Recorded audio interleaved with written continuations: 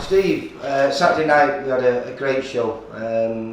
I presume as a manager and promoter it was a perfect show for you because most of the results were what we wanted, but great learning fights for all your fighters. Yeah, I mean we didn't win them all, which is a shame, but at least it shows we're putting competitive fights on when you do get losers, and that's what I want people to see. And as you say, the kids learn from it, and the supporters get value for money. But it works out great, didn't it? Even to the fact that the final fight just finished, we put the screen on, and Dillian White was doing his walkout for the big fight with Fury, and you know, you're worried that sometimes that it'll be dragging on and that's not ready, or you're too late and they're in round 3. But perfect timing, wasn't it? Absolute to the second, wasn't it? Not to the minute. It was perfect. Yeah. And we started bang on time as well, you know, because we brought it forward 2 hours, didn't we? Yeah. And yeah, it was a great night. And the first fight kicked off with Ryan Dickens against a kid who's been really busy this year, but never fought on our shows before, Seamus Devlin.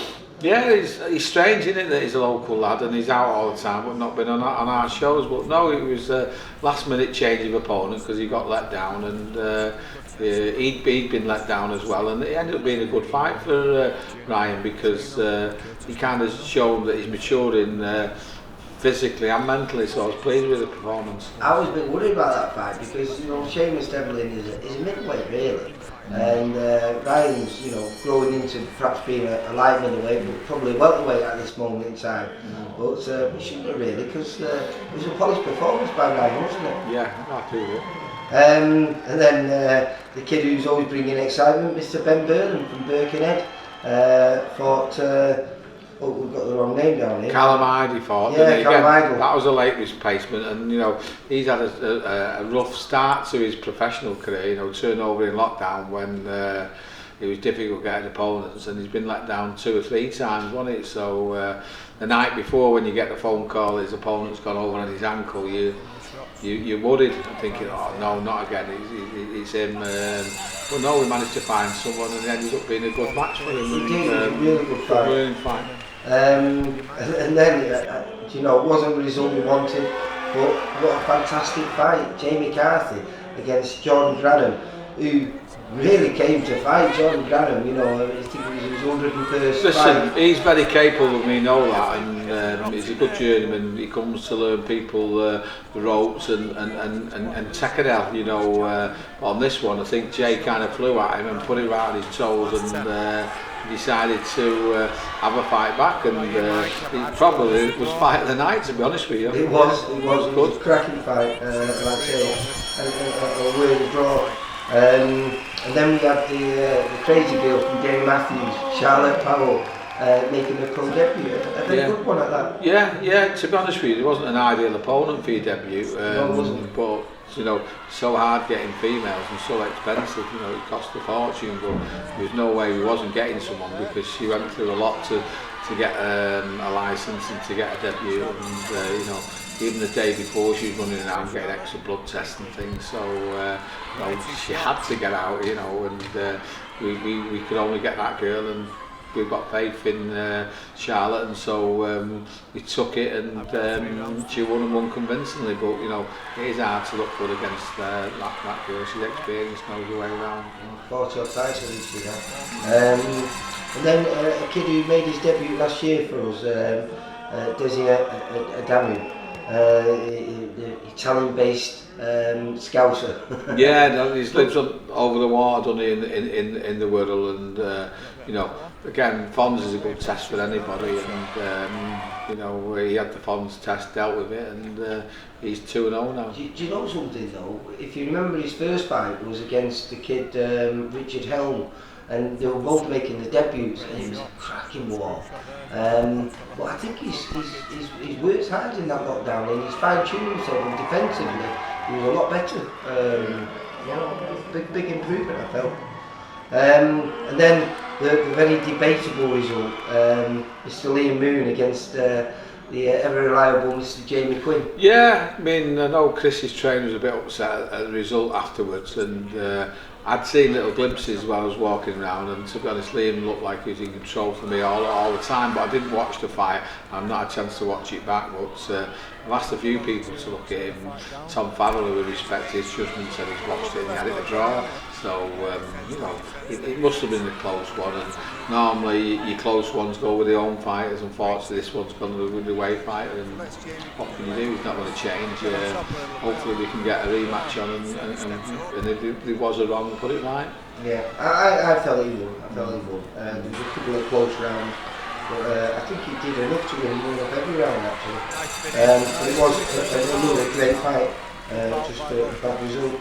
And then Mr. Brian Collins against a real character, Russian lad, Vladimir, I can't pronounce his surname, but he's a very entertaining kid and a cracking fight. Yes, you get value for money. These Russians are over here at the moment, don't you? They're as you say, entertaining, but they're competent boxers as well, and that's what you want. Your lads are getting tested, and more importantly, they're learning against these kids. They're good oppositions, and Brian and Marcus, who fought another one of his colleagues, you know, come through with flying colours and put a lot in the back pocket that will do them good as they move forward. Most definitely.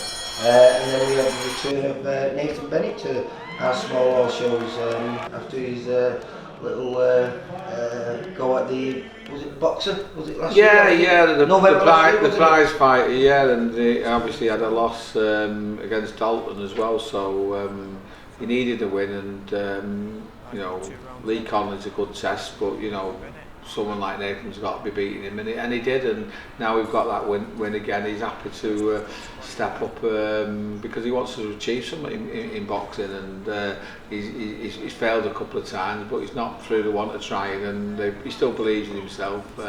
He's actually going up to welterweight now, so we'll see what we can do. Yeah, the post-fight interview that he's moving up to welterweight, and probably right actually, because he is a huge super lightweight, isn't he? Yeah.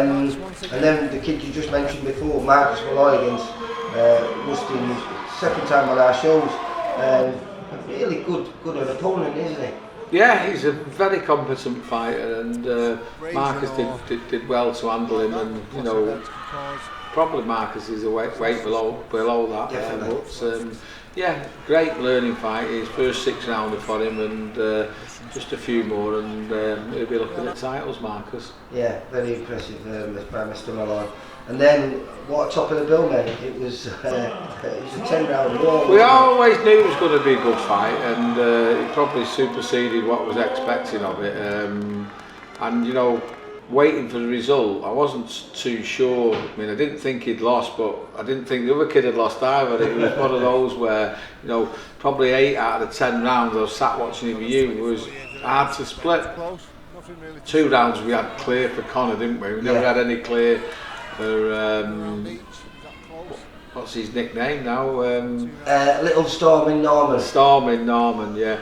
And you know, the 8 rounds were like he'd get some shots in, and then Connor would get some shots in, and he'd get some in, and that. And it was like a mirror image going forward and back. But the only thing that swung it for me probably was the actual punching power that Connor seems to be making more effect than what Stormin was doing on Connor, although quite rightly he said he probably hit him with more cleaner shots, and he probably did.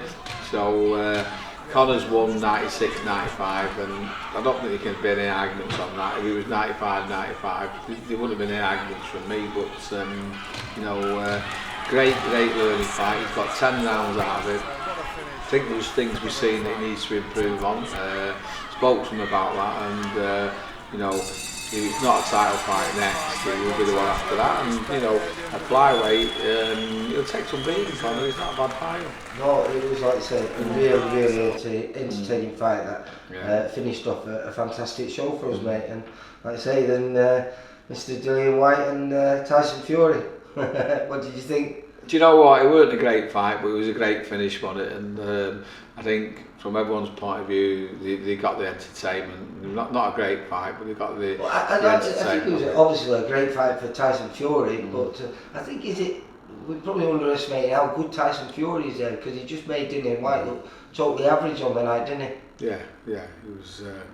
A convincing win, wasn't it, and a great finish, but five boring rounds before the knockout. But listen, that's what it is. As I say, the event superseded the fight. Yeah, it was, and to sell a place out like that, 94,000, says absolutely great for beach boxing, doesn't it? Yeah, fantastic. Alright, well, what have we got next? Well, we've got a couple of weeks break, which I'm looking forward to. Then we're back at Blackpool, and 2 weeks later that we're at Doncaster. So catch up with you soon on it, Lee. Alright, nice one, Steve. Cheers, thank you. For all boxing info, news and latest interviews, amateur and pro, across the north, click and subscribe. VIP Boxing Promotions. Also, Twitter, Instagram and Facebook.